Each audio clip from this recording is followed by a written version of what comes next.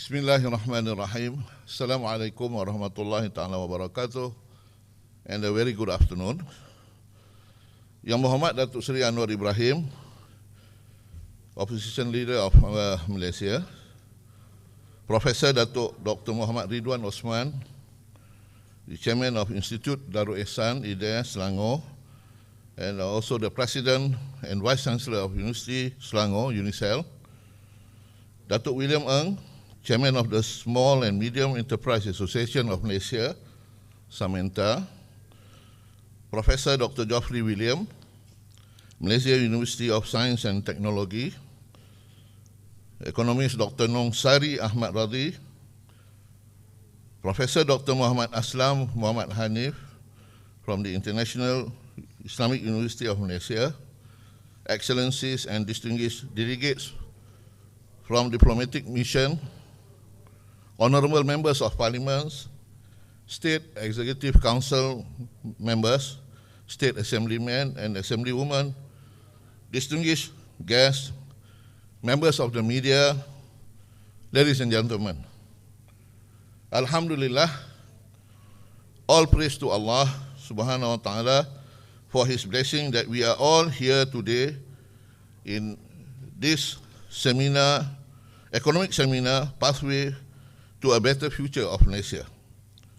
On behalf of Institute Darul Ihsan, we would like to thank and welcome all guests for making your time to be with us today. Congratulations also to all the organizing committee for this successful event.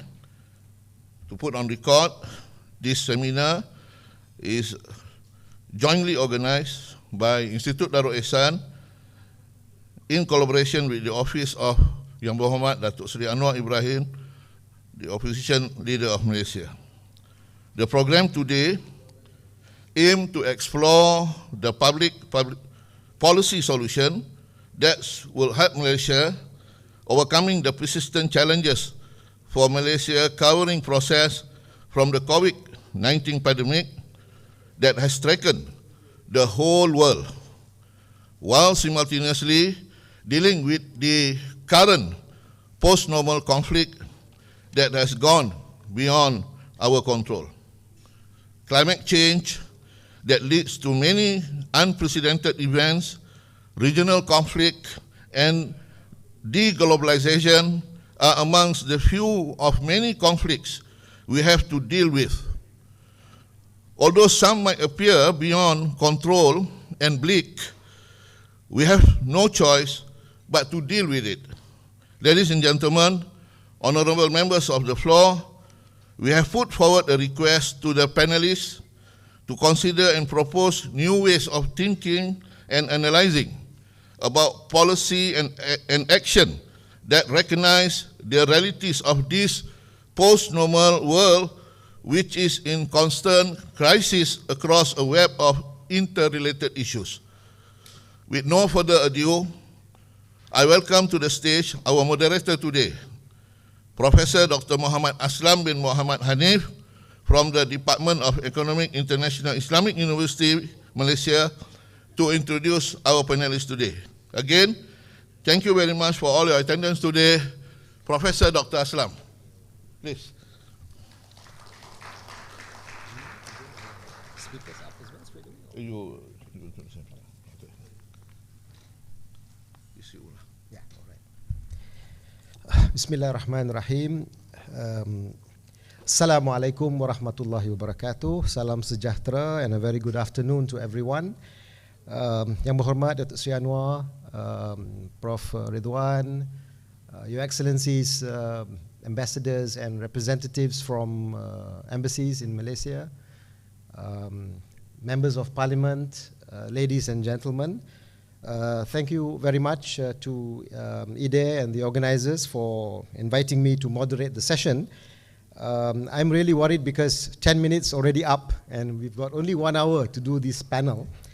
We really have a lot of things to do, especially since Dato' Ismail has asked the panelists to provide solutions and they're all going to have 10 minutes to do it in the panel that we have. Almost a year ago, we in Malaysia, we were almost exactly a year ago. The Yang di-Pertuan Agong was going to appoint a new Prime Minister. I remember because it was near Merdeka Day, and we had an article that talked about a Merdeka gift to Malaysians. And I remember in that short article that I wrote, I said that, we hope that this Merdeka gift would include, among others, a slim and trim cabinet. A cabinet made up of, cross-party members. A cabinet with experts and professionals who would address, among others, governance and legal reforms. It's been 12 months, and I think we've gone through these 12 months, some good, some bad. We have seen some reforms going through, but we still have a very huge cabinet. Nothing slim and trim about the cabinet for the last 2+ years. We didn't have a cross-party cabinet, but we had an MOU in which maybe that MOU was able to bring in some of those changes that we hope to see.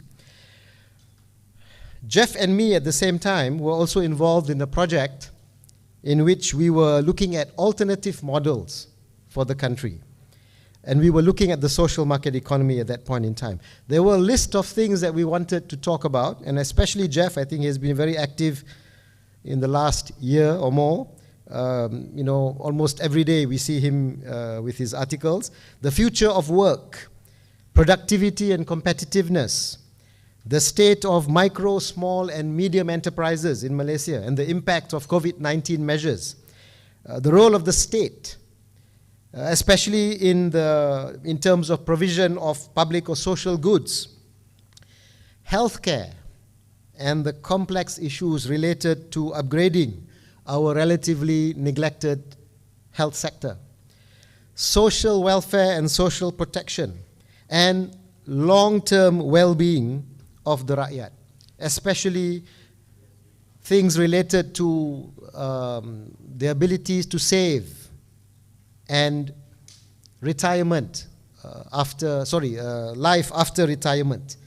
And we've had even many seminars and webinars on this. 12 months over is the worst over. I think we may discuss this and the speakers may talk about this.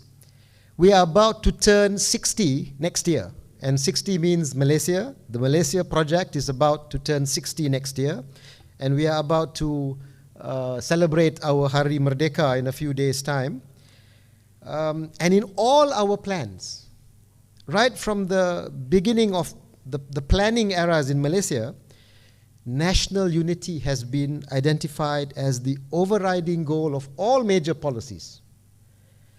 The first Malaysia plan, the second Malaysia plan with new economic policy talked about national unity in very, very clear terms as the overriding goal that we want to achieve in Malaysia.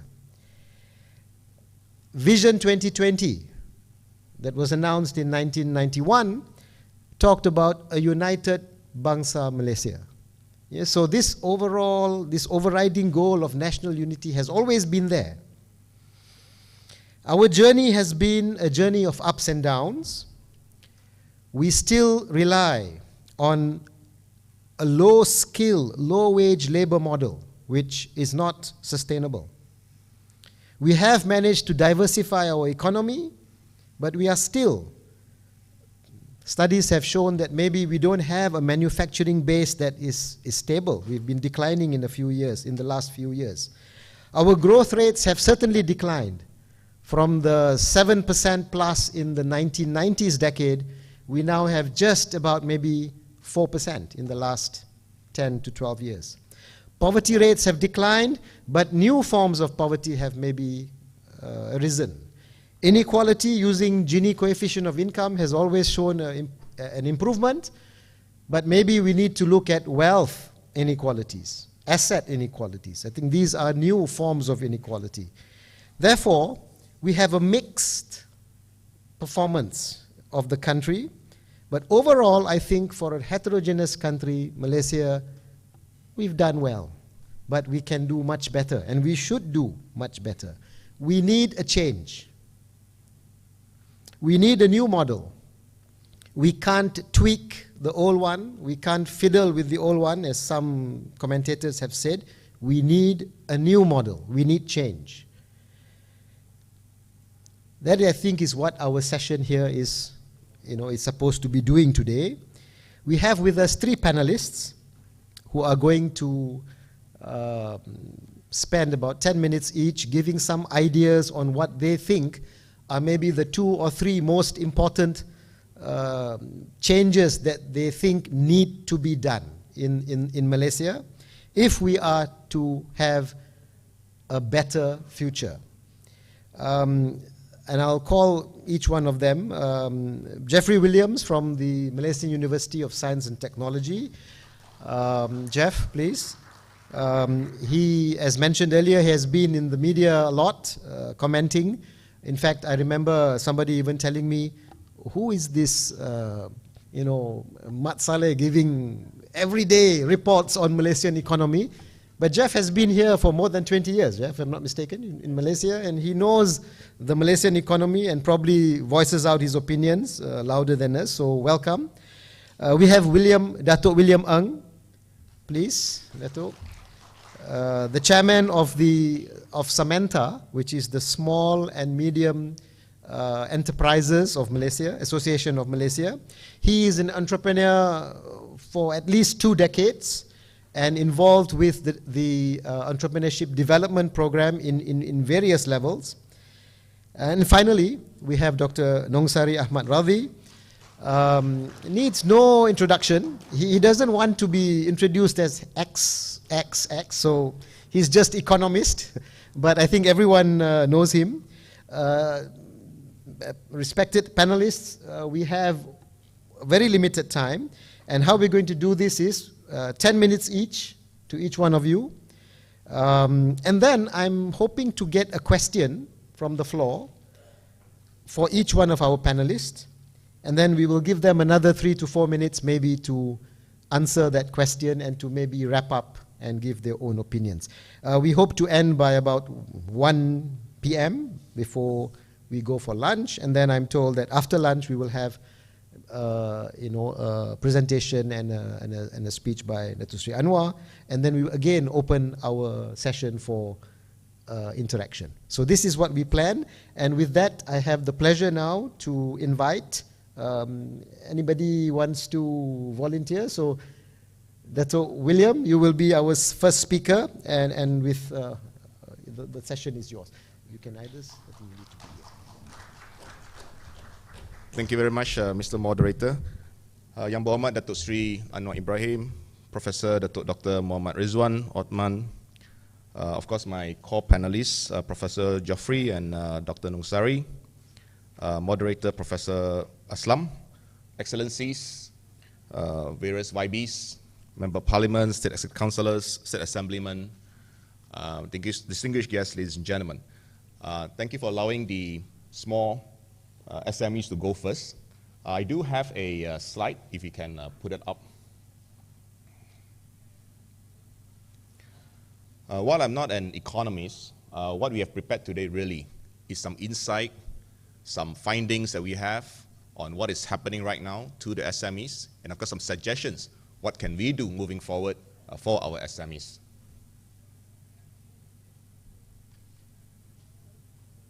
A quick introduction to Samantha. Samantha is the oldest SME association in the country. We are 36 years old today, and 3,000 members, and we're known as the manufacturing SME because a huge number of our members are from the manufacturing sector. If you can move to the next slide. Oh, do we have a clicker? So there's a quick intro about Samantha. If you can go to the next slide, please.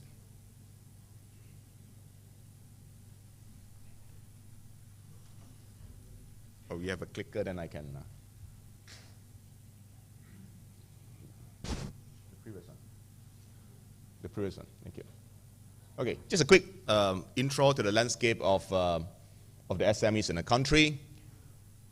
If you look at the numbers, SME businesses comprises 97.4%, 97.4% of all businesses in the country, right? And we contribute 37.4% of the GDP in the country. It was at 38%, and at one point we were aiming to hit 40%. But because of the pandemic, the numbers went down because, as you know, the pandemic actually hit the SMEs disproportionately tougher than any other sector. 83.8% of SMEs are in the service sector, 47.8% or half, or every 1 out of 2 Malaysians work for an SME, if you count in the entrepreneur himself. Very important is the number at the bottom right, and that is 1% growth among SMEs in 2021, despite a partial reopening of the economy, versus 4.4% among larger companies. Again, very disproportionate growth among the SMEs versus the economy overall. So where is the problem? And therefore, the survey that we have done last month, and these are some of the things that we found. Next, please. Thank you. The impact of pandemic to the SMEs, needless to say, 1 out of 3 has closed down permanently or temporarily. The pandemic has created a severe liquidity crunch for SMEs. There are many bankers here today, so we'll talk about that later. Recovery 1% versus 4.4%, and very crucially, labor productivity is much lower than pre-pandemic level, despite the recovery. Right, the next step, please. So again, next. And next. What are top challenges? It was supposed to be 3, I put in 1 yesterday. Number 1, recovery is very slow, with only about half of all SMEs are saying that they are seeing recovery. Some of us think that, look, SMEs are all doing very well, but the statistics is saying otherwise. That only about half are saying that business is booming, another half are still struggling. These are not just sector dependent. We thought, oh, it's sector dependent. The tourism is not opening, the restaurants are not doing so well, but it's across all sectors. We are hearing from SMEs saying that, look, the economy is recovering, but we are still struggling. So where is the lapse right there? Labor shortage is very severe. 90% of all SMEs say they're short of workers, not just foreign workers. We have said a lot in the public about how tough it is to get the foreign workers. In fact, I think we came out about a month ago, headline of the Star that says pay for interview, right? Pay for interview. That is so tough to even get foreign workers in a sense. But it goes far beyond that. It's not just foreign workers, even local workers are hard to come by. Working capital remains challenging, and the last one is the most important. A lot of people think that a lot of SMEs collapse because of lockdown. Partially true, but the reason most SMEs collapse during the pandemic is because of the low margin, driven by the low productivity among the SMEs. As you can see, the statistics are right there. This is 2021 numbers, 70,000 per worker versus 109,000 for non-SMEs. So productivity within SMEs are 30% lower than other businesses. Next slide, please. So this is what we call the perfect storm. Number 1, we were hit by the sudden increase of the minimum wage.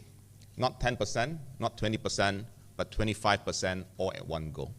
What this means is not just those who are earning 1,000 being bumped up to 1,005, but across every level of employment, even the executives and the managers are now demanding for higher pay because of this minimum wage increase.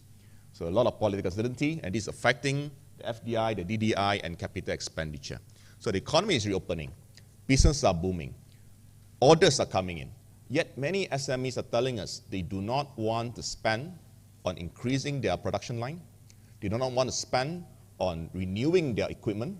They do not want to spend on upgrading the facilities, precisely because they're not sure what is happening politically, what is happening globally in terms of the economy. I think this is an important issue to address. Rising cost of raw materials, severe labor shortage, interest rate hikes, and we are foreseeing another round of interest rate hike. And of course, greater ESG compliance and transitional costs towards ESG compliance. Next. Next, please. So we all thought that, look, if you have this huge labor crunch, shouldn't digital transformation be the key? And there lies the problem. The nature of SME itself means that any form of digital transformation will be very slow, if not impossible. One of the reasons why larger companies, MNCs, some of you are from larger companies, outsource your work to SMEs is precisely because you do not want the labor-intensive work to be within your company. So by definition, a lot of SMEs absorb this labor-intensive work that cannot be automated, that cannot be digitalized. So where do we go now? And hence, if you look at the numbers, not only the numbers low, I don't foresee them growing or leapfrogging anytime soon because of various issues. Cost is, of course, among them. Technology is another. And, of course, the mindset is another issue. So what do we do? Next slide, please. So how do we support our 1 million SMEs? I will go a bit faster, moderator, yes. So I'll go through some of the suggestions, if you don't mind. Next slide, please. So number one, how do we relieve the labor crunch? By doing two things. We need budgetary intervention to support employment of local talents for SMEs. By nature, local workers do not want to work for SMEs if they have a choice. What can we do to encourage them to work for SMEs? Secondly, how do we remove the bureaucratic impediments to hiring foreign workers in 3D jobs? We are not asking for jobs that Malaysians want. We are talking about jobs that Malaysians do not want. Next, please. How do we stimulate business growth? Budgetary intervention to support capital expenditure. And of course, stronger pre-export financing. Many SMEs are getting orders. We just have run out of cash to produce the goods, to buy the raw materials, to send them overseas. Next, please. Overcoming digital disruption, grants and hand-holding for digital transformation, and stronger regulatory framework for monopolistic disruptors. We cannot say that just because we are supporting innovation, we want to support any form of disruptor. One good example, of course, is the duopoly of Foodpanda and Grab. Many SMEs are telling us, look, while they're getting additional orders, the margin is extremely compressed because we're being asked 28 to 32% of our margin going to them. So that has to change. Next, preparing for the future, training and support for ESG. We need to narrow the skills mismatch. The labor crunch will resolve itself over the next 1 year. But the skill mismatch will continue and will continue. So we need to do something about that. We need to speed up transition to market-led financial regime using alternate data. As we know now, most SMEs did very badly the last 2 years. Many are now going to the bank saying, look, can we have a loan? The bank say, look, you don't have the data. You were losing money last year. We cannot give you the loan despite you having orders. So that has to change. We need a new way of assessing suitability of SMEs for financing. I'll skip the rest, and then I have got 2 more slides, right? Can I, please? All right, digitalization, IR 4.0. There's a lot of talk about IR 4.0 and how we move SMEs towards IR 4.0. In reality, we are just not ready. So don't talk about IR 4.0, talk about how do we move the SMEs in the digital economy first. And if we move the SMEs in the digital economy, by the nature of the economy itself, we will be able to force, or rather encourage the SMEs to adopt some of the IR 4.0. Next, please. So finally, a vibrant, sustainable SME sector is crucial to Malaysia precisely for this reason. There are many YBs here and many aspiring YBs. I want to say, very simply, 1 million SMEs. If you take the entrepreneur himself, the husband or wife, and 1 children, we're talking about 3 million voters right there. So you know how important we are. 50% of all Malaysians operate or work in SMEs. 37.4% of GDP is from SMEs. And of course, every FDI involvement or investment involves the availability of support infrastructure as provided by the SMEs. I think with time running out, that's all I want to say for now. Thank you. Thank you very much, Dato' William. Apologies, we always constrain, time is always an issue. But certainly we see 2 main: growth as a major challenge, and also equity. Although I think it wasn't in the presentation, out of the SME space, micro enterprises actually make up huge numbers out of that, and that's, I think, a major issue in terms of equity. The growth overall is just 1% for SMEs, and I think maybe it's not even within the SME themselves. So major challenges, and some points were highlighted. Jeff, your 10 minutes starts now.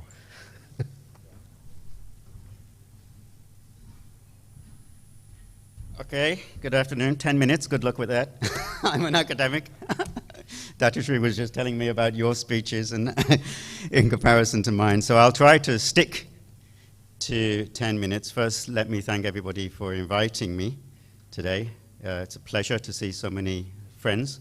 It's extraordinary how many of my friends are MPs. Even more extraordinary how many are lawyers. I think that's a bit, it's more worrying. I want to talk about some economic issues which I think are very pressing now and will be particularly pressing in the coming months, but also in the coming years. I don't want to talk too much about the general macroeconomic situation, because I understand Nungsari will talk a little bit about the general macroeconomic situation.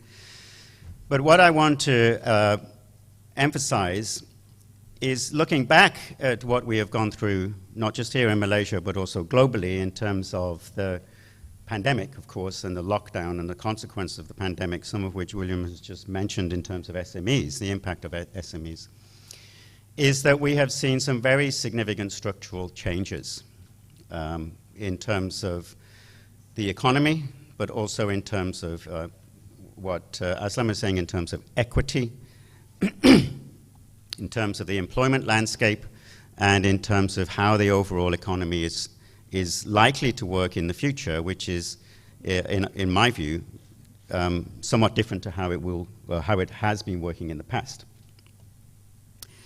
So let me start with the biggest structural problem that we have, which is a direct consequence of the lockdown. And I've written an article directly about this today in FMT. The article is entitled Celebrating Merdeka in Poverty. And it emphasizes the impact of the withdrawals from the EPF in particular, and the effect that that has had on the depletion of the pension funds for millions of Malaysians. Now, we know about this from the EPF itself, because the EPF has been really very open and very transparent about the impact on its own members. But the point I wanted to make this morning, and you can see all of the data that we've put there in terms of the analysis, is that when we look at formal pension cover, EPF, LTAT, or KWAP, or even private pension cover, this accounts for only 57% of the total Malaysian population, and a big chunk of people, 43%, are not in any form of formal pension system at all. So what this means is that the devastation that EPF have been quite open in telling us about the effect on EPF members is much worse when you extend this across the overall population. Some of the indicators, for example, people, it's something like 73% of people have less than 10,000 ringgit in their account, which is equivalent to 42 ringgit per month for your pension, 42 ringgit per month. This represents millions and millions of people. Of those who are currently 54, they have enough money in their account on average to give them a pension of 156 ringgit per month. Remember that the poverty line indicator for household poverty is above 2,000 ringgit, and for food it's above 1,000 ringgit. So this isn't sufficient even for them to reach it's nowhere close to the poverty level in terms of food poverty. Now, for me, this is not just a terrible social problem that people will face as they get older. It's also a terrible economic problem, because it has long-term implications for the growth potential of the economy. It means that increasingly large numbers of people will have no income into the future. And of course, it means that there has to be a solution. There has to be a proposal on the table in order to be able to provide these people. And there isn't at the moment. And that's a big gap. And anybody developing future policies, anybody hoping to be elected at the next election, needs, in my view, to be able to provide a solution to that problem. Because it affects not just millions, but potentially tens of millions of Malaysians. And it needs to be addressed now. Now, there are many proposals. We put some proposals onto the table. There are various different alternatives to dealing with it, but what's most important is that we start that discussion now. We start that discussion openly, honestly, and straightforwardly, immediately. The second area I wanted to look at or to emphasize is this issue of subsidies and this issue of targeted subsidies, the total subsidy cost and the total the long-term implications. It reflects also on the pension issue, because subsidies should not only be viewed as a way of controlling inflation, in that sense they've done their job, but they are also a part of social protection and welfare. And we've heard a number of times this issue of targeted subsidies. And yet, despite the fact we have heard about this, the importance of targeted subsidies, we still don't have a solution to this targeted subsidy problem, right? The most recent discussions we've had involve targeting particular products through some sort of electronic voucher, through e-wallets. Let me tell you categorically, this is by far the most stupid idea, and by far the most stupid way of targeting subsidies. What this means is, if you want your product to be targeted, to be part of the subsidy, you have to be on the list. How are you going to get on the list? Who makes the decision to get on the list? Some civil servant makes the decision to get on the list. Where are you going to buy these targeted items from? Of course, from particular selected outlets, big name supermarkets, big name franchise, but not the mom and pop shops, not the pasar malam, right? Not the auntie selling nasi lemak in the morning to make sure that you have something in your stomach for breakfast. Not that guy, that wonderful guy selling donuts for 10 cents to make sure that people have access. You can't use your e-wallet with somebody like that. So then there is another opportunity for corruption. How are you going to, where are you going to buy it from? And the e-wallet system itself. The process of putting, using the money for particular products through a particular e-wallet system, how do you get that preference for the e-wallet? What if you don't have that e-wallet? Again, massive amounts of opportunity for corruption, massive amounts of opportunity for failure, massive amounts of opportunity for people to make money at the expense of the most vulnerable. It's the terrible, terrible, terrible idea. But there is a much simpler idea, which is simple cash transfers. Simple cash transfers put money in people's pockets for them to spend as they choose. That's it. Simple as that. No intermediary, no e-wallet, no one making money when you're making the purchase. And it can be done overnight because the government already has the list of people who should be the recipients through the Bantuan schemes, which we have been running since BRIM, right? So we have all of the data. So that type of thing is urgent in my view because we need to address the subsidy issue. It needs to be done quickly, okay? Two more issues, which I hope we can discuss separately, but I'll do it very quickly. Another issue which is extremely important and extremely pressing is student loans. The PTPTN system was unsustainable before the lockdown, and it has not got better. It has got worse. According to the public domain data, PTPTN has enough money for 2 more years. And after that, there is no more money left. And that needs to be addressed immediately, and it needs to be addressed in the context of my own field, which is full reform of the private higher education system. And the final thing, and I hope we can discuss it in the conversation, KYRI. And KYRI's insistence on the increase in health expenditure. Yes, we need more health expenditure, for sure. But as KYRI said, this is very much some animals, all animals are equal and some are more equal than others. He was talking about Animal Farm and George Orwell was talking about pigs at a trough, right? I'm all for extra money into the health service, but not until you deal with the corruption at the heart of the health service, and particularly at the heart of the procurement system in the health service. Then, fix that first, then give them the money. Okay? Thank you. Thank you, Jeff. Pensions, life after retirement, subsidies, and then health as a final issue. And I think implied in this is the importance of governance.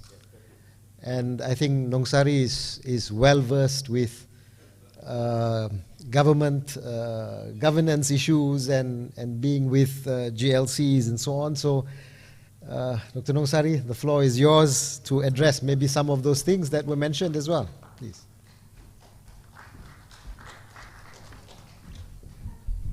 Terima kasih, Dr. Saudara Pengurusi Muhammad dan Datuk Seri Anwar, Dr. Muhammad Ridwan, Ahli Yang Berhormat. I have my Ahli Parlimen in the crowd, and also ex-Ahli Parlimen also ada balik pulau. Who's also the one speaking up here, is also ex-Ahli Parlimen. Tuan-tuan dan puan-puan, Assalamualaikum warahmatullahi wabarakatuh, and good morning. So I actually took the cue from the organizers because the theme was actually towards a pathway for a better Malaysia. So I thought speaking last, I should be a bit of a party pooper and be somewhat cautionary. But then the earlier two speakers are equally pessimistic and a bit dour in terms of their outlook. But nonetheless, I'm going to take the view of if people in this room, in this hall, wants to formulate a pathway towards a better Malaysia, then my proposition this afternoon is to say you have to consider three, in my view, for now, obstacles or challenges that needs to be removed if we ever going to get into a better pathway in Malaysians' economic and therefore the whole economic well-being of the citizen. For the longest time, I'm going to say something that a lot of people might not agree. I think one of the key problems that we've had, because at the time of independence, we've inherited a colonial economy that was very much based on a plantation economy. So the relationship between land and labor and capital was defined at that point. And that defined all other economic and social institutions in the country. By 1974, somebody upstairs was very kind to us, and we were endowed with oil and gas. And that turned us into not just a resource-based economy, not just a plantation-based economy in terms of relationship between factors of production, but it also gave us this potential curse. And I thought that added on another element of this resource and rent-based, not rent in terms, this is the economic rent-based, rent-dominant economy that we've seen. And that influenced and defined everything. It defined the political economy of the country. It defined how we decide how to finance government and how we decide what to spend on and things of those sorts. And it also basically defined the footprint and the very visible hand of government in the economy. You know, Dato' Seri, the new economic policy evolved to the point that the policy instrument was actually rent. At the later half of the policy, rent distribution became a policy prescription. So we got to that point where the economic institutions were mainly extractive.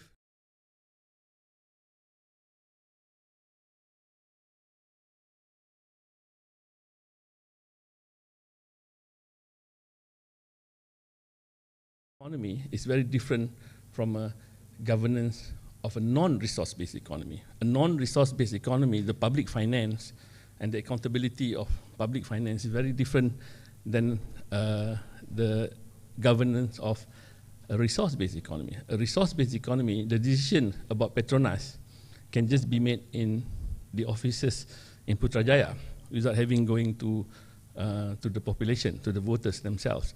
So until and unless we remove we move away from this resource and rent-based economy, I think we're not going to get very far along towards moving towards a better future. You know, there was an earlier, about a decade ago, a report, a question mark from rents to riches. It was looking at extractive industries across many countries and looking at whether resource-based economies can actually develop beyond a certain level, for Malaysia, beyond middle income. Now, Malaysia was ranked, if you look at extractive industries per capita, Malaysia is ranked up there, per capita. And they did not count palm oil, which I do count as a plantation sort of an economy. They only count oil and gas. And Malaysia is up there in terms of per capita extractive industries output. This is we together with the likes of North America, Canada, Australia, but also the likes of Russia and the Middle East and so on. But if you looked at the same data, and if you look at exports per exports of commodities, then countries like Canada, the US, Australia are removed from this because basically they don't export much of those things. But we still are highly dependent on exports of commodities. And these commodities in that case was just oil and gas. So we have a long way to go to remove this thing. But the problem of removing this thing, I think Dato' Seri would know this much more than anybody else, is there are real vested interests in this, to change this. And it has evolved to the point where the vested interests are not just narrow interests, they are broad interests. In many ways, the momentum to preserve this is a national interest momentum. You cannot do stuff to eliminate or hurt the plantation sector because PNB is a major player in that. Tabung Haji is a major player in that. You can't do much to oil and gas or petrochemicals because Petronas is in there. The treasury depends on those things. So that becomes a major problem that until and unless we move away from that, we're going to have a problem. Now, this relates to the second point, which is actually why the economy is domesticating. Why you see the things that you see. Why growth has halved from about 7 point something up to the Asian financial crisis to about 4%, half of that since then, in the 21st century. Why in the last 10 years, ringgit basically has gone through a structural decline. If you look at it, after the depegging, it was below 4, now it has stayed above 4 since maybe 2012, 2013. Why we have the inequality that Jeff mentions in, even before the withdrawal, the distribution of Caruman in KWSP was horrible. The withdrawal made it worse. Why we had that? If you look at the ownership distribution of ASB, it's even worse than the distribution of EPF. And why do we have all these disparities? Partly because you have this big plantations, oil and gas, and FDI manufacturing, of course, that does all the exporting. And then you're left behind with this hollow, big Malaysian, locally domestic-based economy, which doesn't give much income, actually. That's why you have the outcome that you have. So what has happened is actually, even SMEs, that William would have told you that actually a lot of SMEs are still domestic-based. So as income, median household income is just like 7,000 median. And you got businesses which are created on the supply side to cater to a demand which at a median household of 7,000 ringgit and not exporting and not exportable. So the pool of supply and demand. It's just playing within the constraint of whatever the purchasing power domestically there is. And therefore we get into this cycle. So the other solution is actually, I agree with Dato William Ng, we have to move, not just move away from this plantation resource base, but move away from big government-led stuff, big conglomerates into smaller stuff, and they have to create products and services that are tradables. So we have come down, at the Asia financial crisis, the total trade to GDP was about 200. That means over 200%. That means export plus imports is about more than twice the size of GDP. Right now, we are just down to about 120% of GDP. So we have domesticated. If we keep on domesticating like this, I think we're going to have serious problem, because you need something else to change things, and that something else is actually external demand. But in order to cater to external demand, you need products, you need local products, local Malaysian products, and that has its own connotation in terms of human resource and so on. Now, the third thing, and this is very relevant to the politicians in the crowd, is actually for whatever that Dato Ng was suggesting in his recommendations, and even what Jeff was saying earlier in terms of what government ought to be doing and prioritizing, we have a serious fiscal situation right now. And everybody knows the numbers. I don't have to say much about that actually, the decline in share of revenue to GDP, and the fact that fiscal policy is basically the efficacy of fiscal policy, the lever, Putrajaya punya lever of fiscal policy is basically a useless lever. It doesn't work anymore. It's just too small. The whole of the income of the federal government goes to paying OPEX, by gaji, pension, supplies, subsidies. And that's it. So the lever, the fiscal lever, the whole Keynesian thingy that everybody studies at school is just not there, because what is it in 2022? Because it's an exceptional year, it's 70 billion, 60 something billion. All of it is borrowed. And that is not being spent very, very wisely. So the fiscal lever is not there. So the reform that needs to be done, and it's going to be very, very, very painful reform, and nobody in his right mind, except for people who are in the arena, people like me, will never accept the position to be the Minister of Finance, because, my God, how to look for new revenues and how to cut expenses to make some of these things happen. So I'll end with that, and so sorry to, if I spoil your appetite or anything, but hope to get some more questions. Thank you. Thank you very much, Nong, for that.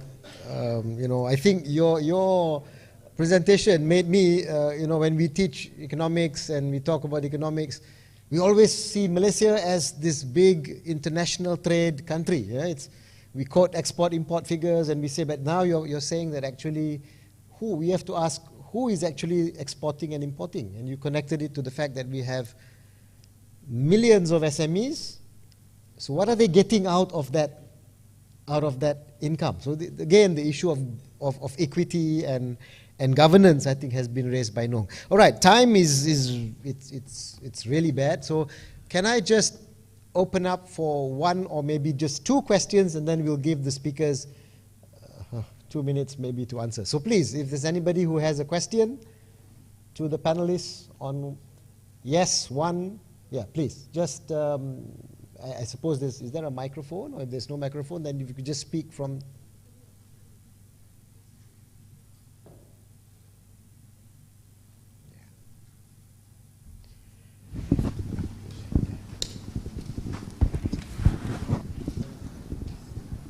Good afternoon. I'm Charles Hay. I'm the UK High Commissioner. Can I raise one thing which seems to me to be a challenge and an opportunity? although the picture is a bit mixed probably between the SME sector and the wider economy, and that is moving towards a low-carbon economy. As you all know, the Malaysian government has signed up to a zero-carbon target of 2050, and I just wondered how you saw that working. I mean, in a sense, it might solve your commodity economy problem because oil and gas is already a declining industry and will continue to decline between now and 2050. But I'd be very interested in your thoughts on where the opportunities are for Malaysia in this new low-carbon world. Okay, and maybe one more? Okay, if not, then maybe, I think the mic. Sorry? So basically, we'll give speakers a couple of minutes each to, address the question and whatever else you want to say. I'll answer relatively briefly, if I may. I'm a big advocate of ESG. In fact, I designed the ESG index for the Jakarta Stock Exchange. And in fact, William was just reminding me that when we first met, that was actually one of the key things that I was doing. So in what I'm about to say, please understand that I am a very staunch advocate of ESG. But for me, the S is the most important priority now, the social element now. And whilst I understand the zero carbon aims, there is nothing for Malaysia to achieve in that. If the emphasis of economic and social policy in Malaysia must be on equity, looking after people, raising people's income, giving people employment opportunities, and the environmental impact of that is a secondary matter. Thanks, Jeff. William? Yeah. I think there's a lot of general perception that the SMEs do not want or are not ready for ESG. That's only partially correct. Most SMEs are already feeling the pressure. These are actually from the demand side, right? Customers are telling them, look, you have to be compliant, otherwise we're going to take your product. So it's already happening. The challenge, therefore, is twofold. One is a tech. Secondly is really the capital. What do we do? A lot of the equipments are from 20 years ago, 15 years ago. We want to replace. Where the money coming from? Especially with the pandemic hitting us so badly, with the banks telling us, look, you don't have any positive track record over the past 2 years. We're just not going to loan you the money. So where's the money coming from? So there's a lot of hand-holding needed, especially financially, for the SMEs to meet whatever goals it is that we're trying to meet.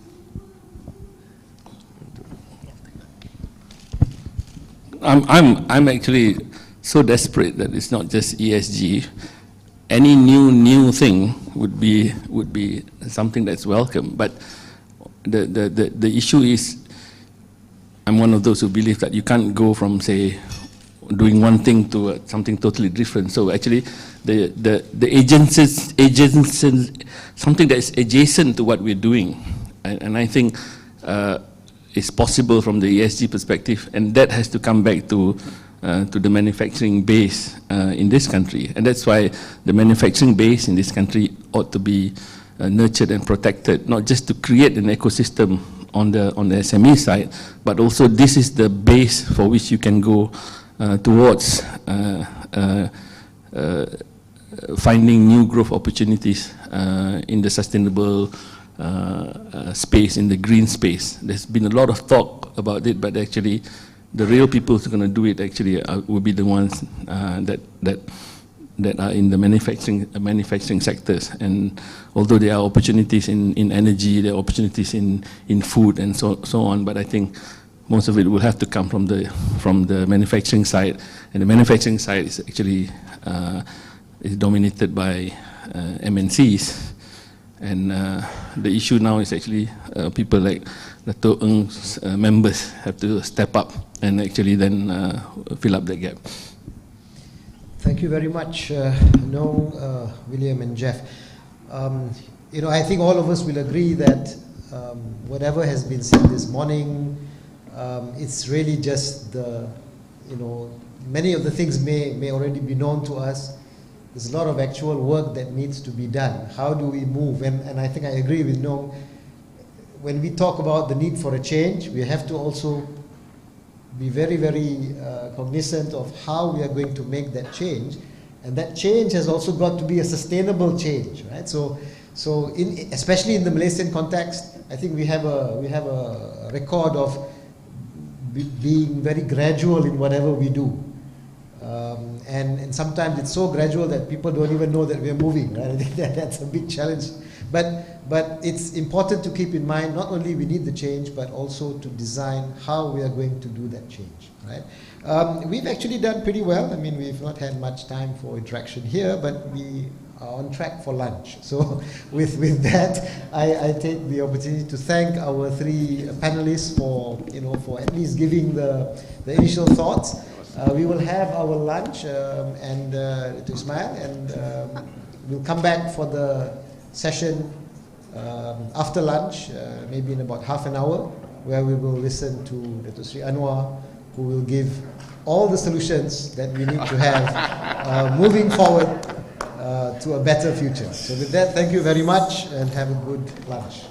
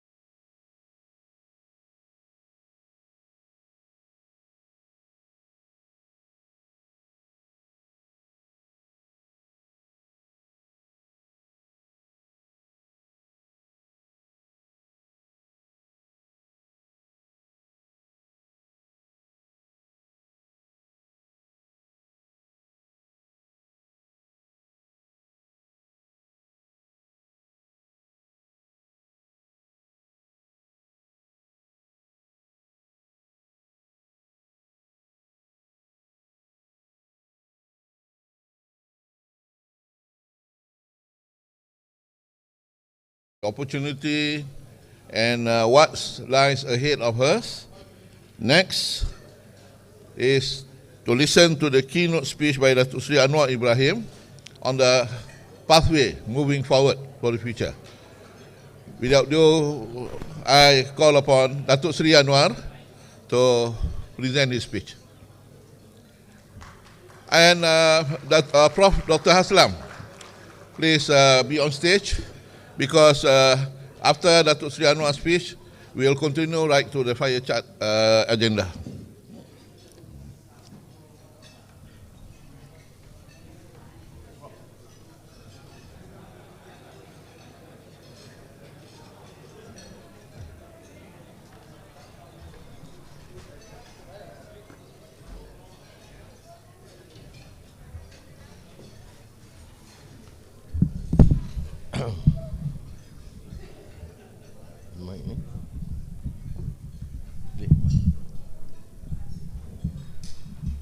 Assalamualaikum warahmatullahi wabarakatuh. Salam sejahtera. Terima kasih Profesor Ridwan dan ID, tuan-tuan yang terutama, duta-duta dan Susjaya tinggi, panel yang dipengusikan oleh Profesor Aslam, Nungsari, William dan Geoffrey, dan rakan-rakan yang saya muliakan. Saya bercadang hari ini untuk melontarkan idea dan pandangan tentang apa yang kita rasa penting untuk negara ini untuk maju ke depan. Jadi kalau sudah harapkan saya sentuh soal Kajang atau Sungai Buloh, ini bukan ruang dia. Jadi apa yang saya akan coba lakukan ialah menyediakan satu kerangka besar, idea pendorong utama untuk mengangkat semula Malaysia sebagai negara yang gagah ekonominya dan bersatu padu rakyatnya. Dan tentunya ia akan menyentuh juga soal kemampanan ekonomi, soal alam sekitar yang sekarang mendesak, dan juga soal kemanusiaan yang menuntut kasih sayang di kalangan rakyat. Tetapi tonggaknya, seperti yang disebut oleh beberapa pembicara tadi, adalah tata kelola kerajaan yang baik, good governance. Tanpa ini, masalah ini dibereskan, kita tidak boleh maju ke depan. So, Excellencies, ladies and gentlemen, during the last 2 years, Malaysia has faced a period of prolonged political instability. We've had 3 prime ministers from 3 different parties. The country has not had strong leadership and has suffered from a lack of vision and purpose at a time when clear vision and clarity of purpose was most needed during the pandemic. While the circumstances in the world today call for radical new thinking to safeguard Malaysia's future in a post-pandemic environment, we do not see anything other than a repeat of flawed policies and approaches from the past resurfacing again. These are not views or opinions of politicians critiquing the government. You have heard some of these concerns expressed from the business community, academicians. The same problem that were identified years ago continue to be highlighted as obstacles that prevent us from achieving a more vibrant economy. Persistent monopolies in key industries, over-reliance on low-skilled labor, the lack of talent, to name a few. Corruption remains a major factor draining the economy. As a result, our competitiveness has lagged and our peers in the region have surpassed our ability to remain a preferred destination for investment. The consequences of these failures experienced daily by the people of Malaysia: poor access to public transportation in urban areas, despite billions spent on infrastructure projects, leading to infuriating traffic jams and hours of lost productivity. Our inadequate provision for public health care, Professor Jeff Williams referred to, was on display during the height of the pandemic. The reports of dozens of people being brought in dead in local hospitals every day during summer 2021, and the images of overcrowded hospital wards with patients sleeping on floors and benches were truly disheartening. Students have missed almost 2 years of schooling during the pandemic, have yet to see a plan to get them back on track to ensure that they don't become a lost generation whose chances of obtaining good jobs and earning a decent living are impaired. Our national food security plan has not been successful in protecting the people from the impact of rising food prices, reducing our reliance on imports, and empowering our local farmers to earn prosperous livelihoods by serving the national interests. Flooding has plagued Malaysia this year and last year. Scientists predict that due to climate change, Malaysia can expect more extreme weather events which will increase the likelihood of flooding and exacerbate the consequences of deforestation and logging, as well as urban sprawl. The slow, inadequate response to the floods is further indication of the shortcomings and reactive nature of our problem-solving approach. The failures of public policy and the ongoing machinations of some politicians who amass wealth for themselves have taken their toll on the rakyat. We cannot ignore the growing cynicism among those who are losing hope that politicians can make any meaningful contribution to the resolution of these basic problems. The 40th general elections was a culmination of decades of struggle to rectify failed policies in areas of healthcare and education, tackle the issue of poverty, inequality and corruption, strengthen the democratic space, and unify the country. Pakatan Harapan came to power. When it came to power, it had strong support from the majority of Malaysians. While with approval ratings above 60%, expectations were high that some of the significant reforms could be achieved quickly through force and will and momentum. Unfortunately, this did not happen. Pakatan Harapan did achieve some noteworthy successes, particularly in exposing scandals and bringing to justice the perpetrators of corrupt practices. However, the structural reforms which could have set the tone for the administration never materialized. Over time, the euphoria which was expressed in May 2018 turned into dismay due to unfulfilled promises. The coalition must work hard to convince the public that if given another chance, it will be more committed to delivering the promised and much needed reforms to the people.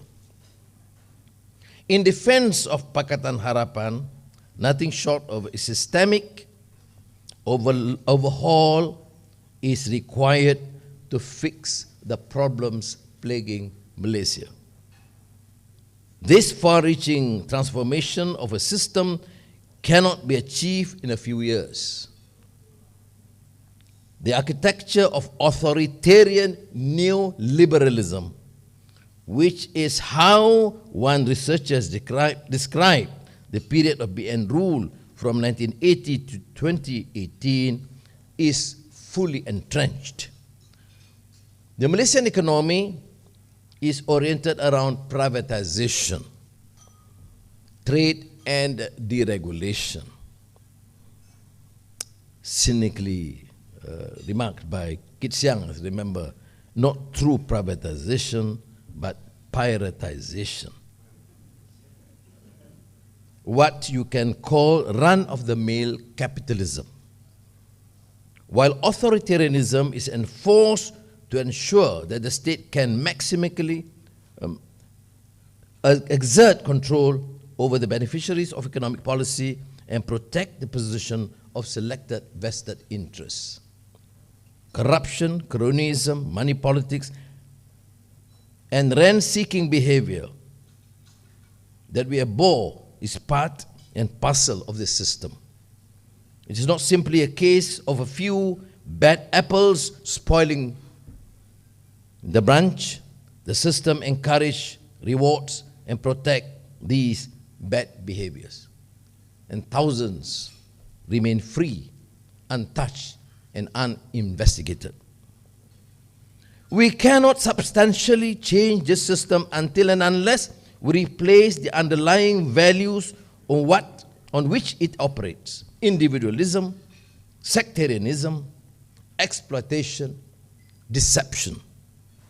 These are the same values which subjected Malaysia to decades of preventive detention laws, abuse of human rights, and rigged elections. I do not believe that we can break that system by winning elections alone. We cannot break the system simply by capturing and imprisoning a few corrupt officials. It is our mission, therefore, to oppose the return of that system. It is our objective to replace the values of individualism, sectarianism, exploitation, and deception with new rules that will guide Malaysia's transition into a peaceful, multiracial democracy that is economically vibrant, caring, and respectful towards all her people. For us to succeed in this endeavor, we will have to adopt a new style of governing and administration able to cope with a period in our country where there is tremendous uncertainty, rapid change, and unprecedented complexity. Over the past 4 decades, I have had my share of experiences in government and outside. Not to ignore more than a decade in solitary confinement. Of course, my eventual confrontation with these excesses landed me in prison and mature in the process. I used the time to contemplate what is the manner and mechanisms in which Malaysia will eventually overcome this corrupt, decadent system. Winning elections is one step along the way, but changing the landscape of the corrupt system is another altogether.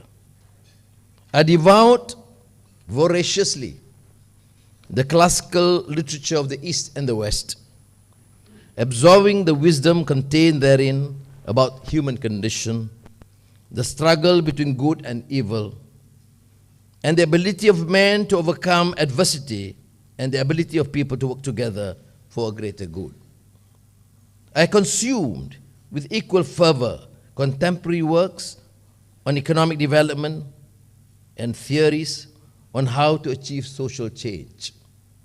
I've invested substantial hours working with development organizations organizations dedicated to formulating innovative accountability mechanisms, academicians, and learning from experts in the fields of climate change, future studies, technology, and innovation and education. It is based on these experiences I propose a new set of values on which we can start to rebuild this nation. We should begin to reimagine that Malaysia can be, what Malaysia can be, by looking to what it is that makes us truly Malaysian. In our vibrant multiracial society, this is a task easier stated than done, but no less critical and no less of value in advancing our country and actualizing our potential. The policy Malaysia needs now must focus on the complex reality of our contemporary world and retain our shared Malaysian values. First and foremost, there is an urgent need for Malaysia to embrace transparent and accountable governance. While there is nothing innovative about that per se, without it, we can expect all other efforts for change will fail. This requires a firm commitment to unravel the mechanisms that have allowed and encouraged billions of ringgit to be squandered by the political elite and give tremendous incentive for people to continue to extract rents. There are simple ways to accomplish this that can be done quickly: an expansion of press freedoms, granting parliamentary oversight of enforcement agencies, further enhancing judicial independence, impudence, and ethics. We are encouraged by the demonstration of judicial independence in recent landmark cases, but key reforms remain integral to ensure no backsliding in the performance of the judiciary. Beyond this, I propose the following framework on which to imagine a better Malaysia. We envision a Malaysia that is more sustainable and where care and compassion underpin the relationship and interactions between people and the government. The country must advance through embracing knowledge and innovation. The people must engage each other with respect to promote the ideals of justice and mutual understanding. We must adopt a holistic understanding of prosperity that addresses the issues of wealth and income and embraces with equal fervor the cultivation of values and ethics, the promotion of knowledge, and the fostering of healthy communities. Trust in the government and trust among the citizens is integral. It is the natural result of good governance, and is also something which must be achieved, actively embodied as a core value in society where mutual respect is encouraged. Sustainability, caring and compassionate, respect, innovation, prosperity, and trust. SCRIPT, script in short. The concept of sustainability has gone through many iterations and variations. Originally defined as a necessity to meet the needs of the present without compromising the ability of future generations to meet their own needs, it has often been combined with development and turned into a positive modifier for the concepts of perpetual growth and uncontrolled expansion. The key question when talking about sustainability is what are we seeking to sustain? Of course, we seek a sustainable ecology and environment for Malaysia. Our rich natural resources, flora and fauna, coastal water resources need to be protected, which means our economic policies and goals must be in conformity with the goals of sustainable futures. Our national climate change agenda is behind the curve. We are neither proactive in adopting a global standards for reducing carbon emissions, nor have we been proactive in compiling a deep understanding of our own contribution to carbon emissions. As a nation with a maritime border and large swatches of coastal populations and real estate, the imperative to be prepared for climate change scenarios cannot be overstated. But we need to go further. We also seek sustainability for our communities, urban and rural regions, for the diversity of our cultures, for our rich heritage, for our democracy, as well as our economic and psychological well-being of individuals. Sustainability must be adopted as a holistic, interconnected notion that touches every aspect of people's lives and not limited to the ecological expert. Hence, the emphasis on care and compassion. We seek a sustainable society where we care for and feel the pain of the poor, the marginalized, and hitherto neglected communities. It is incumbent on our society to ensure that they have a livelihood, a livable income to pursue sustainable lifestyle. The poor in our society suffer not just from economic hardship. They are ignored, misguided, mocked, and squeezed of their dignity, all of which make the consequences of grinding poverty even harder to bear. A recent poll showed that Malay youth aged 15 to 25 feel the effects of income-based discrimination more than any other form of discrimination. The plight of the rural poor in Malaysia was even first highlighted by the late Professor Engku Aziz as far back as the 1950s. And while we have made progress in reducing rural poverty, the sense of alienation from the poor, rural and urban, remains corrosive to our society and is already manifesting in the urban environment and must be addressed. Much of the middle class is likewise not immune from the feeling of insecurity.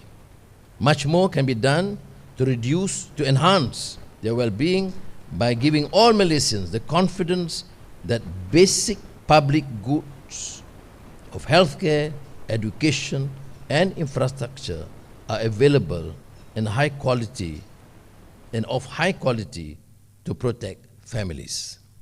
The pandemic has depleted the savings of many Malaysians, particularly those nearing the age of retirement. Care and compassion dictates that our society can age in dignity and will not be consigned to a subsistence living. Cultivating a sense of respect is central in the success of this vision. The absence of respect in some of the discourses that take place in Malaysia are deeply disconcerting to us. Respect requires that everyone in our society, whatever their background, is treated with dignity and is free from all forms of harassment. We need to learn to respect integrity, honesty, and fair dealings. We need to respect all others, their communities, their beliefs, and their ways of life. We need the media, including social and digital media, to respect truth, fairness, and privacy, and be fair of bias, prejudice, and political interference. We must respect our spouses and our families, employees, and public servants. And we also need to give respect to ourselves, behave in a dignified manner, and to our own bodies, take care of our health and mental well-being. We must also cultivate a respect for democracy, as for the apparatus of democracy, which calls for not just a vibrant civic engagement, but civil and reasonable discourse that respects and accepts differences of opinions. The web of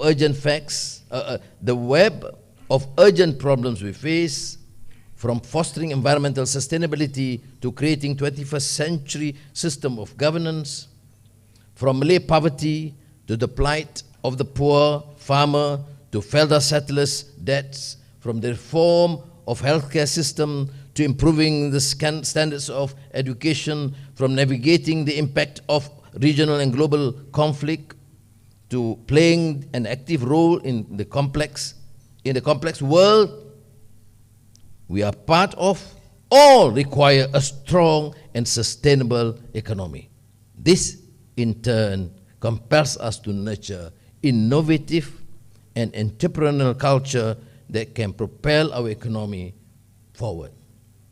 To build an innovative, innovation-oriented society where future generations of Malaysians feel prepared and motivated to tackle major challenges of the world, we must make substantial investments to transform education in this country and make access to quality education accessible to all.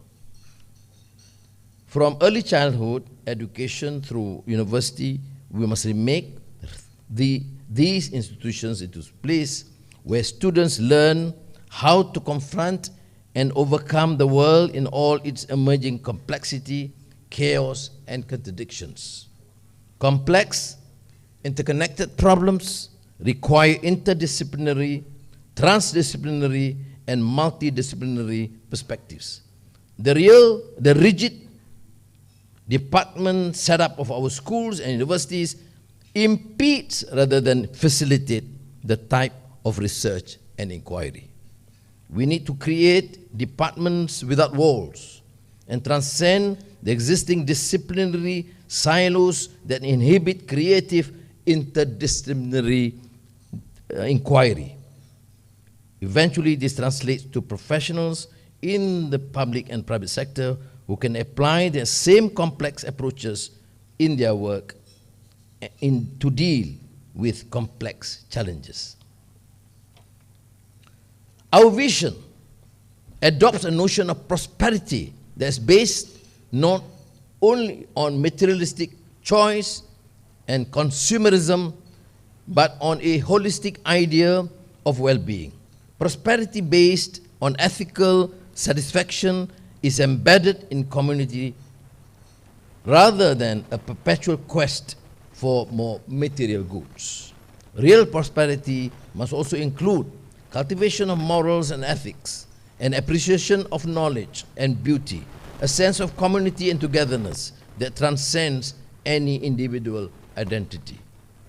It couples individual concerns with social responsibility, a condition that includes obligations and responsibilities to others, indeed to the whole of the natural as well as the social world. The linchpin of this new framework is trust. Trust remains a core value in Malaysian society. Trust, like prayer or any other religious practice, should be totally embodied, where every day we ask ourselves what we are doing to make sure we uphold our trust in others and work hard to ensure there is no loss of trust between politicians and citizens. Trust was on display during the worst days of the pandemic, when distressed Malaysians waved white-colored flags outside their homes in the hope that fellow Malaysians would provide much-needed assistance.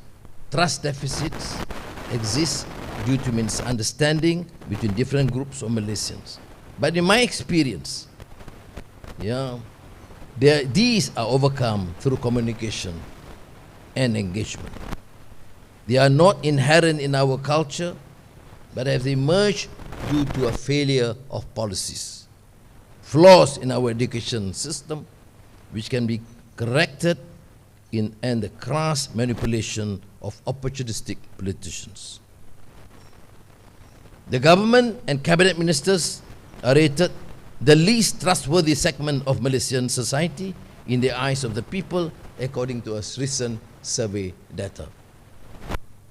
If we are to change the system, then we must regain the trust of the people. The first most significant step in that endeavor is to ensure that we keep promises and deliver what we say we'll do. A cabinet of leaders and federal and state governments who are transparent, accountable, and show humility will regain, inshallah, the trust of our rakyat. This vision for Malaysia may appear to some as utopian or somewhat far-fetched in its outlook, but these core values are neither a philosophical dream or theoretical construct, nor an unrealistic ideal. The script framework is to be integrated, holistic. It is an integrated, holistic endeavor. Its 6 components do not function in isolation, but they are interconnected and interdependent and enhance each other through feedback. There's a common grounds of that our bureaucracy has become convoluted and simple ideas require complex engagements with dozens of ministries not always working towards the same common goal. This is a consequence of applying conventional thinking to problem solving. What must be instilled in the new cadre of public servants is an appreciation that most of our problems are interconnected and require simultaneous efforts on a number of different issues, a society-wide endeavor, and a deeper awareness of future needs and challenges. I see this as a natural consequence of adopting the right set of values. In his account of early American democracy, Alexis de Tocqueville, talking about habits of the heart, the distinguishing character of Americans reflected in their strong family life, participation in religious communities, contribution to local politics, and even reading newspapers. He argued that it was these repeated activities which contributed to the strength of American democracy. The script policy framework can be seen as habits of the heart, which will provide a strong basis to expand and enhance our democracy and to deliver competent and effective government during these turbulent times and disconnect us from the corrosive legacy of decades of authoritarianism. We are at the beginning of our democratic awakening, and we can take lessons from the experience of other countries. Jawaharlal Nehru, in his iconic independence speech, stated that the Indians made a tryst with destiny. He said, "A moment comes, which comes but rarely in history, when we step out from the old to new, when an age ends, and when the soul of a nation, long suppressed, finds utterance. And so we have to labor and to work hard to give reality to our dreams. These dreams are for India, but they are also for the world. Malaysians have made their own tryst with democracy. For some, it started in 1957, Merdeka. 1963, Malaysia. 1998, Reformasi. But for some, 2008. Some embrace it in 2018. But we have embraced it fully. And this thing we desire so much, a vibrant democracy and a better Malaysia. It pains us when it is taken away. We have no choice but to labor ahead with tenacity, courage and commitment to that and bring it to fruition. Terima kasih.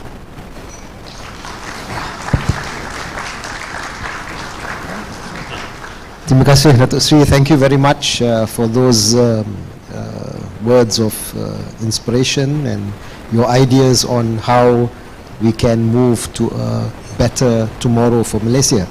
I'm supposed to be presiding over a fireside chat. I'm not sure what this entails, but I suppose I'm supposed to ask you a little bit of maybe a few hard questions. Because the time has actually moved on, I'm just going to maybe ask one, and then we'll open up to the floor.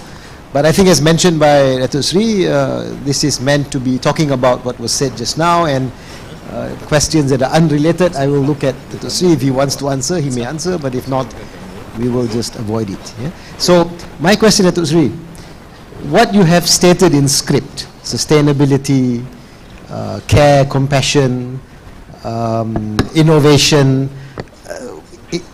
these are not new. I think, Malaysia has always had wonderful policy documents. They are probably written in the best quality paper when it used to be printed. They are full of color and charts. So what is it in script that is going to be different? And I suppose, why should Malaysians think that it can be delivered as you have mentioned? First difference is, of course, is crafted from the habits of the heart. We didn't assign McKinsey or someone to craft for us. You are right. This is not necessarily a new policy framework. But we have encompassed the whole program, the whole script, to showcase to Malaysia a new Malaysia. That we talk about governance is not just anti-corruption, or we are not just representing a case to protect our forests. A government and administration that is responsible, they can gain trust, must also show compassion, must be fair to all its citizens, regardless of race or culture, and must move in a comprehensive, holistic manner. We must represent the conscience of the majority of our people and understand that an agenda to win in elections is not only to form a new government, a new set of cabinet members, but with a clear vision, clear policy, and a clear commitment to a comprehensive reform agenda. Why am I prompted to craft this, to allow for this huge debate and discussion? Because we have seen governments and prime ministers come and go, and the latest, of course, the Pakatan Harapan initiative, which to my mind was remarkable in terms of the sentiment and aspirations of the Rakyat to prove, at least for once, that a long, corrupt system can fall.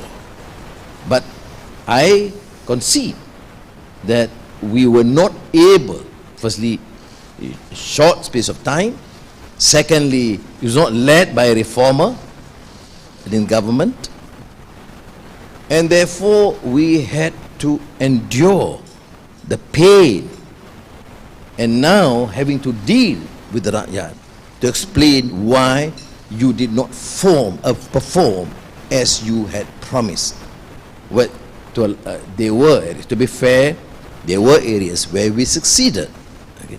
Otherwise, there will not be a prosecution on these colossal bribery cases or corruption cases.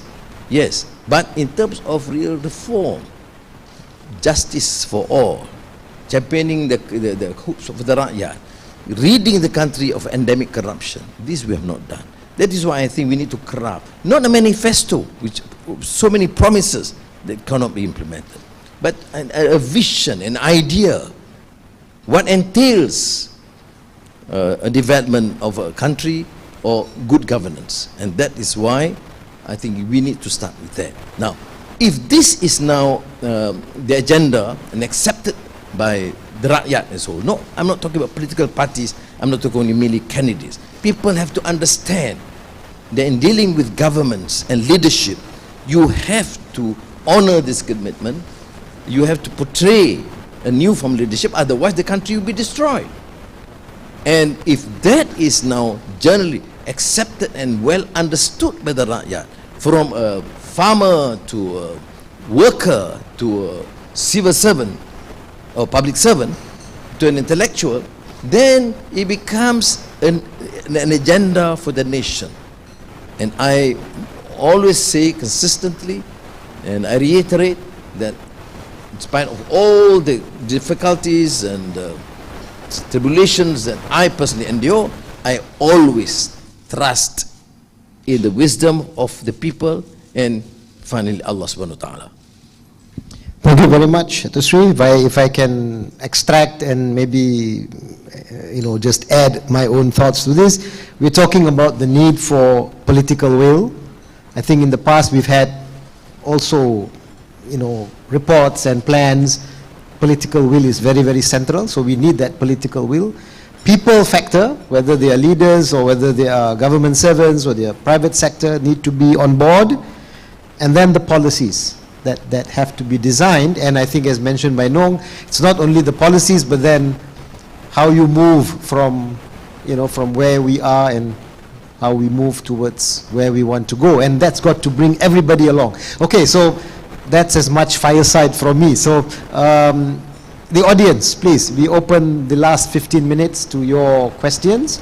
The gentleman over here, is there a mic? This will be mic. All right, then we have somebody at the we have one here and then one there, two. Okay, two to begin, and then right at the back, three. Okay, so please. Thank you very much indeed. If you could just state your name for the record. Steve Hagger from Credit Suisse, Malaysia.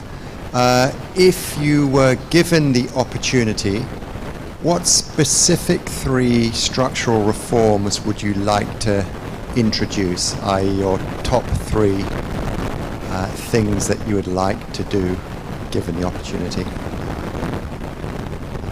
If I also maybe just would add another question, if you have time, what advice would you give to former Prime Minister Najib?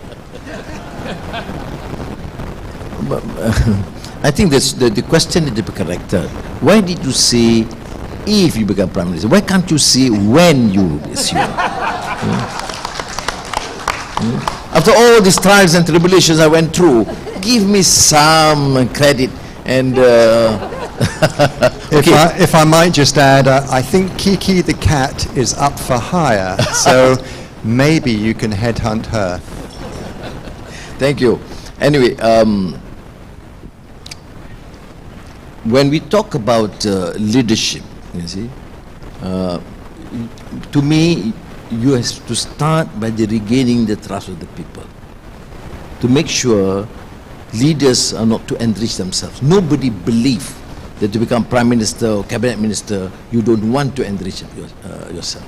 So that has got to be, to me, central. When that is done, trust, a major component of good governance, then you implement the necessary reforms. Of course, the institutions have got to be. I mean, if you are civil, you start with judicial independence. But I would say, I would have to deal with the fundamental issue of the economy. To me, partly because of my experience as Minister of Finance, other than building that trust and ensuring there is governance, which is not very too difficult. You use the Prime Minister, for example, is tough on the issue of corruption and no nonsense in terms of abuses, I tell you the cabinet will behave. You see? And then will trickle down. This real trickle down, unlike the trickle down economics. Now, then I will have to focus purely on the economy. How Malaysia is a trading nation, we have to attract investments, we have to give confidence to our domestic players, and I think if that can be done, they will propel upwards. But by saying economy, as I said, it is not just unbridled capitalism, which means the concerns of the poor, the marginalized, the Malay fishermen, to the Indian estate workers, to the Orang Dayak in the long houses, you must address them, to me, as a priority. But why I must do it jointly is because you can't just continue the handouts like we are doing today without that policy to enhance and generate economic activity. I think those will be clearly a priority that what any decent government must do. Rebuild the trust, clearly good governance, and deal with economic issues as a major priority, whatever it takes and requires to be done to attract investments and to regain that confidence in the Malaysia as a trading nation. You talk about the 1990s that some have referred to. I mean, yes, I was there. I mean, of course, a stable government, but a clear policy. You state it very clearly. You want economic development or not. You want investments or not. We don't have a choice, because as a trading nation, as a developing country, we need investments. But we must stop these excesses of commissions, of billions wasted. If you look at the, for example, Auditor General's annual report, and series of scandals, that's why I quite disapprove of this over-emphasis on the Najib case alone.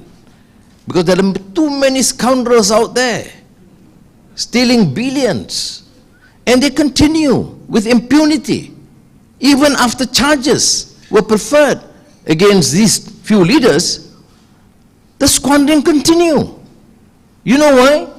Because they believe they can be protected, and there is still doubts about the competence and professionalism of the agencies concerned, enforcement agencies, including the Anti-Corruption Commission. No, advice. I gave my advice to Najib in CNBC TV yesterday. Well, I said from a 7-star hotel that he's used to go to a prison, it is really going to be tough. Prison is not a bed of roses. I'm an expert on this, right? There's no teh tarik, there's no comfort, you know. But I mean, general advice is, of course, you have to have a strong willpower.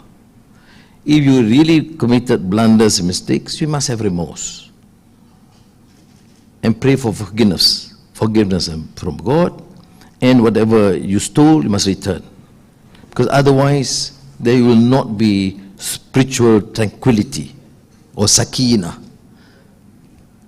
So that I don't know whether he is prepared to do, number one. Number two, of course you have to seek solace in God, a lot of meditation and rituals to strengthen your spiritual strength. And of course I spend lots, 14, 15 hours a day reading all the classics, Islamic, Hindu, Chinese, you know, and then whatever literature I can get. I was fortunate because my friends all over the world kept on sending books to me, all right? And that's why I used to say that the complete works of Shakespeare with copious notes, I read 4.5 times. So I complained the government should extend my stay so that I complete the Aziza told me never joke about it, because these guys may take it seriously. Can we give some time back to prison to finish the 5 times of reading of Shakespeare's complete work? But really it's brilliant, because if you read a book, a serious book, I mean the recent one, maybe Piketty's Inequality, or prior to that, say Anna Akhmatova, the great poetess, the Tsar of Russia, poet. I mean, you're absorbed into this. The pain is solitary confinement. The beauty is you absorb no interference, no disturbance. You have complete solace in doing it. So you have to have strong mental strength. I hope you can reach Najib on that, please. Thank you. Yes, our second, yeah. Good afternoon, Dato Seri. My name is Roland from Sarawak. I got 2 issues. One is on the issue of right to development, which has already been recognized in the United Nations. When Dato Seri become the new Prime Minister of Malaysia, will the right to development will be incorporated into our federal constitution as one of the fundamental rights of the citizen of Malaysia. One. Secondly, is on the issue of UNDRIP, United Nations Declarations on the Rights of Indigenous People. When Dato Seri become the Prime Minister of Malaysia, will Malaysia ratify this UNDRIP? Thank you. Well, the international community have expanded the term human rights to encompass the issues which was not touched upon, like the issue other than just human rights to property, to basic living, to development, as you said. It's just and I think, notwithstanding these declarations, you talk seriously from the heart. Okay? How can a country, after 5, 6, almost 7 decades of independence, ignore the plight of the poor or the marginalized, not having a decent education? It's not a matter of access to education. I dislike the term access to education, because access to education sounds condescending, because as long as I get good quality education for my children and grandchildren, the rest have just access to education. It must be access to quality education, okay, and which covers environment. Now, whether we would endorse or rectify, generally I would go along. But to me, a priority for the country, for me, is to make sure that no community, race or regions should be ignored or marginalized. This is, again, Aslam is aware, it's not something new. I remember economists in the 50s, 60s talk about it. The issue of neglect. They don't talk about racist or race issue, about Malays or China or India. No, you don't neglect any community. That, they were referring to mainly Semenanjung at that time, Peninsula. But now if you extend it to Sabah Sarawak, is the problem now that people are expressing so much anxiety, anger and frustration because they feel that they're being neglected. Or they say, no, we're not neglecting. Here's the funds expanded. I was finance minister for 8 years. We don't believe in this funding. We have to talk about what is there for the rural community. You can say, I've spent $50 billion for education. But you look at that school, that's been largely ignored and marginalized. So I think the central issue, Roland, you are right, absolutely right, that the policy must be to care and compassion for every single citizen in this country. So immediately, you dismiss the whole issue of racism and religious bigotry. It does not matter. You know, if you are poor, you are poor. Of course, the majority are Malays and Putra. So be it. I can tell the Chinese too. But you can't ignore the pockets of poverty among the Chinese. So I don't think it is too difficult an issue. But the religious bigots and racists are still continuing harping these issues. Even corruption, this is selective. No, corruption in Malaysia is more among the Chinese, you know. I mean, what the heck is happening? To me, it's an insult to even to Islam, because Islamic text is very clear. You rid the country or the system of corruption and facade. It does not matter whether you're Jew or Chinese or Hindu or Buddhist or Muslim. This was why I said in this script, the issue of morality and ethics must be addressed, transcending ideological differences. UN declaration. Yeah, I referred. Okay, I think, you know, just maybe a point.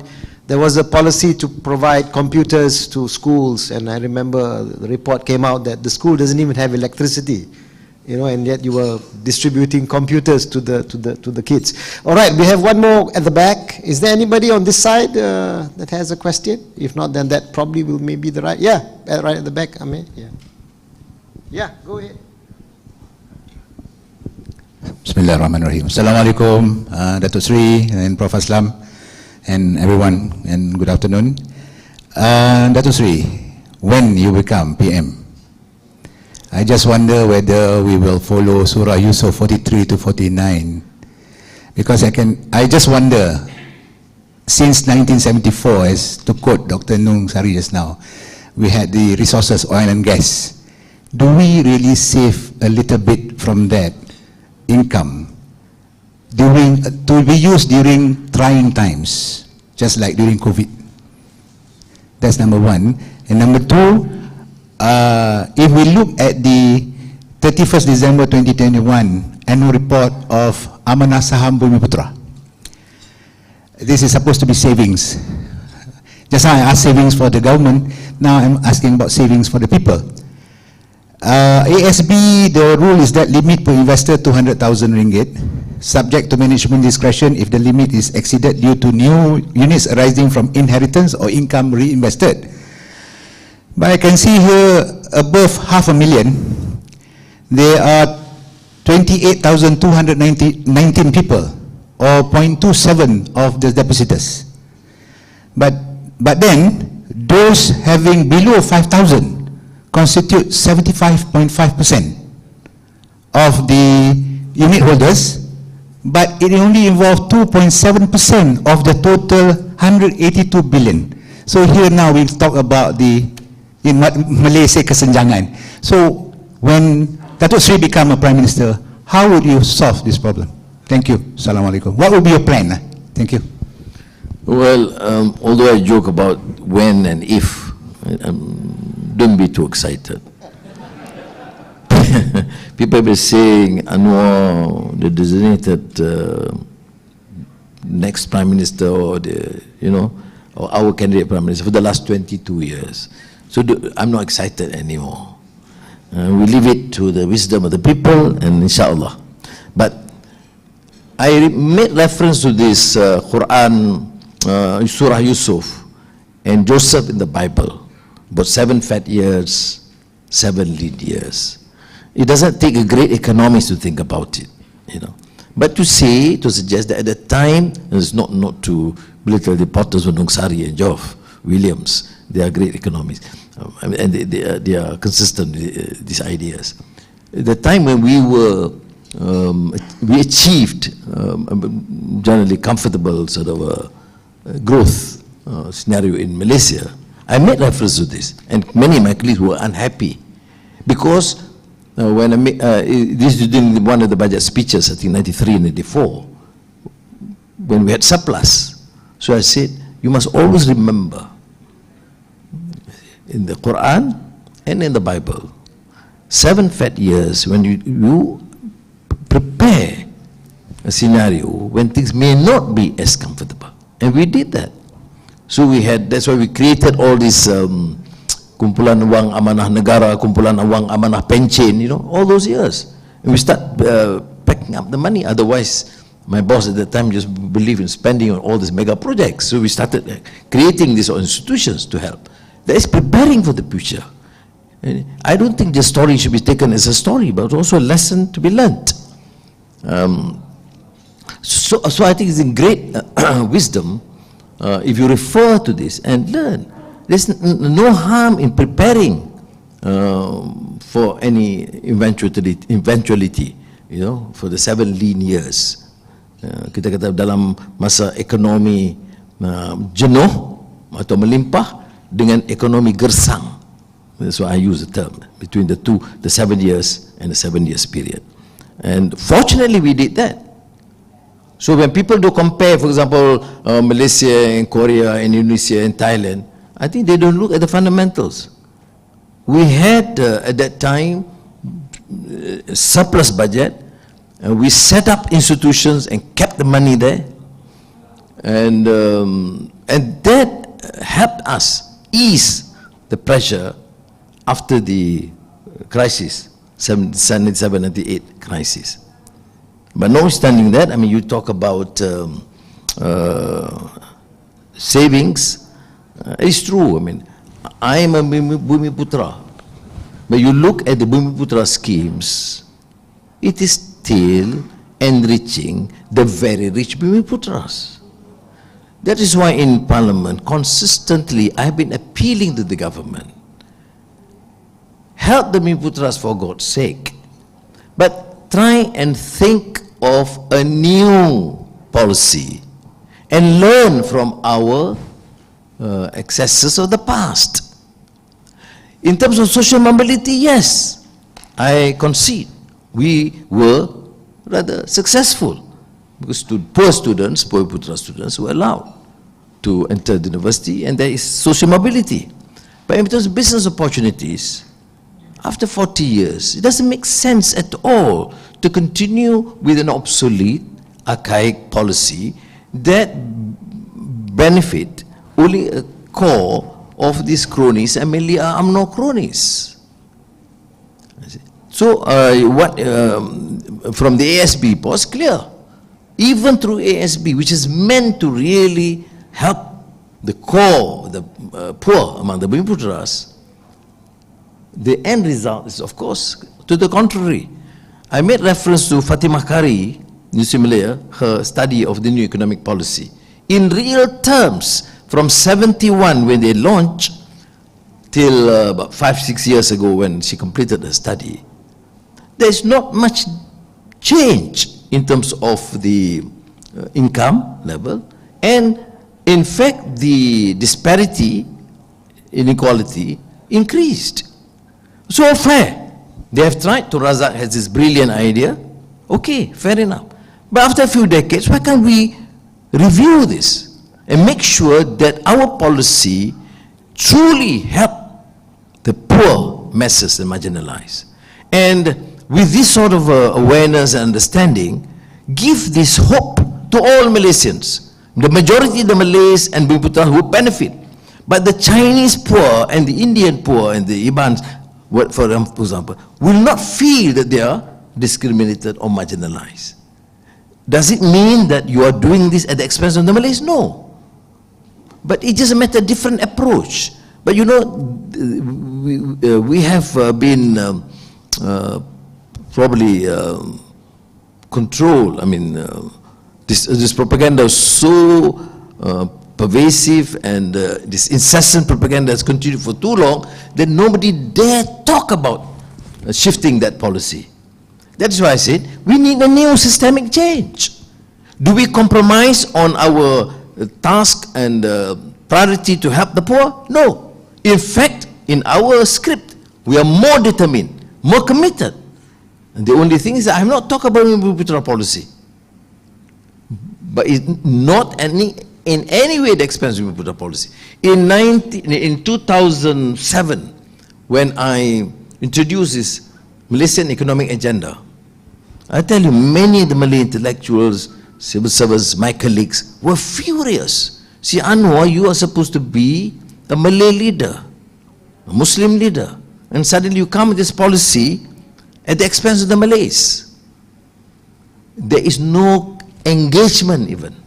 Why? Because I say you need to shift from new economic policy to a Malaysian economic agenda. But I said, I am convinced, without doubt, that this policy would invariably help the poor, the majority of whom are the Malays. You see, so this is actually the battle between the political elite. The opportunistic elite among the Malays would want to keep and preserve this policy because it will benefit them immensely. And they use a racial agenda. The moment you shift at the cost to the Malays.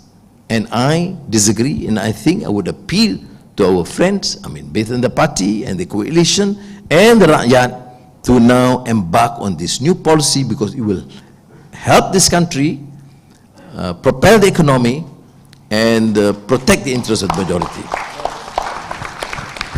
Terima kasih, Datuk Seri. Thank you very much. If I can just maybe a couple of closing remarks.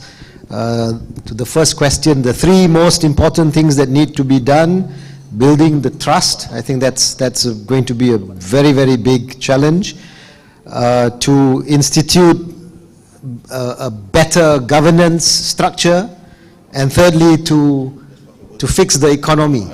Jeff, Nong, and William, I think the three of you are going to be in a very tough time if you are asked now to fix the economy. Do we have any money? I don't know whether any of that money is still there. As mentioned by Nong, fiscal position is pretty bad. So new sources of funds and wealth are needed to be found. So with this, we've come to the end of our session. On behalf of the panelists just now, I'd like to thank everybody for staying with us. And as far as Datuk Seri is concerned, I will leave this to maybe to Ismail to make the closing remarks. So with that, thank you very much. I apologize for any shortcomings and for going a little bit over the time limit. Thank you very much. Assalamualaikum. Thank you. Thank you. Let's together give a big applause to Datuk Seri Anwar and Prof. Aslam, the moderator. Distinguished guests, ladies and gentlemen, I don't think I would like to prolong the session.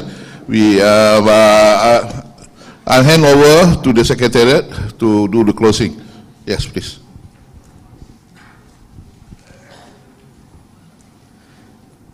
Right, as the saying goes, to every beginning there is an ending, and now the ceremony has come to an end. Once again, thank you everyone for gracing our ceremony with your presence. We truly appreciate it. On behalf of the organizing committee, I would like to apologize if we have done any mistakes throughout the event. Once again, Assalamualaikum, thank you, and have a good day.